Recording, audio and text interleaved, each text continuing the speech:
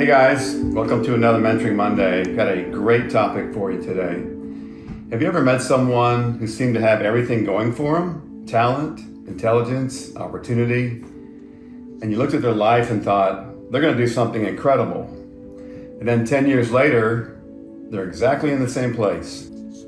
And also, at the same time, you've probably met someone with fewer advantages and less talent, but someone who built an amazing business, a successful career, and meaningful relationships, as well as a life they just generally love. So why the difference?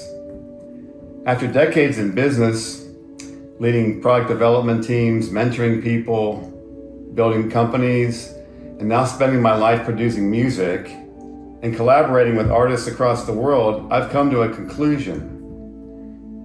The biggest obstacle to success is rarely outside of us, because it's us. More often than not, it's inside of us. I know this because I've lived it. It was during a difficult time in my life, but I've learned from it. So today's topic is called Stop Holding Yourself Back. I want to share with you 3 invisible success killers that quietly hold people back. They don't look dangerous. In fact, each one can be a strength, but when left unchecked, they become barriers to growth. The 3 invisible success killers are being emotionally reactive, letting pride stop your growth, and refusing to adapt. So I'll talk about each one of those. The 2 of them in today's topic and the 3rd one in part 2. Success killer number 1, taking everything personally. Some people hear feedback and think, how can this make me better? Others hear the exact same feedback and think, they're attacking me. They don't like me. Well, that difference changes lives. Sensitivity is not weakness. It's one of the greatest gifts a creative person can have. It allows you to write music that connects with people. It allows you to lead with empathy. It allows you to understand customers, audiences, and relationships. But emotional awareness is different from emotional reactivity. Every producer gets rejected. Every entrepreneur loses clients. And every leader is criticized. If every setback becomes personal, you'll eventually stop taking risks. One of the greatest lessons I've learned is this: feedback is golden nuggets of data. It's not your identity. When I send a track to a vocalist or another producer, I don't want compliments. I want honesty. I do the same thing. I have my wife listen to all my tracks. She tells me exactly what's wrong with it. The goal is not to protect and feed my ego. The goal is to create the best track possible. The same principle applies to business and life. Success killer number 2, letting pride stop your growth. Pride says, I already know. I'm a know-it-all. Pride forces you to reach back to your past for accomplishments when confronted with constructive criticism, and that feeds your pride, all your past accomplishments. The people who impressed me the most throughout my business career were rarely the loudest or the smartest. They were the most curious. They asked questions, they listened carefully, and they changed their minds when presented with better information.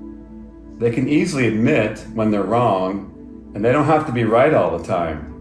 When I started collaborating with vocalists and other producers, my original ideas often became much better because I invited others into the creative process. The objective wasn't to prove that I was right. The objective was to make the music better, and that's true leadership. How many people do you know that would rather be right than great? Too many. And how many people do you know that take joy in saying, I told you so? That's another wanting to be right characteristic.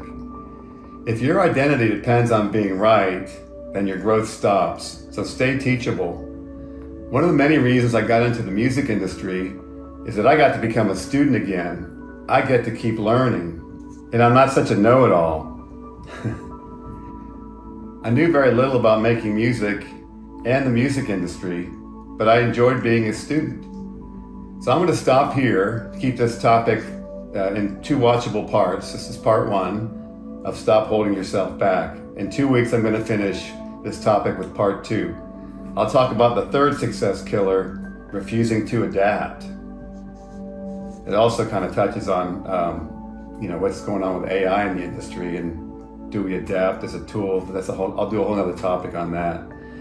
So today we talked about the first 2 success killers, taking everything personally and letting pride stop your growth.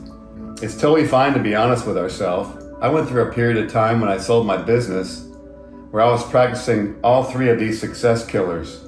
It took me leaving my company, when in doubt, zoom out, to finally see the harm I was doing to my own growth. So now I get to pass these 3 powerful lessons on to you.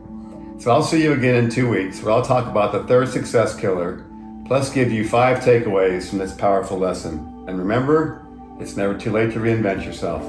Cheers.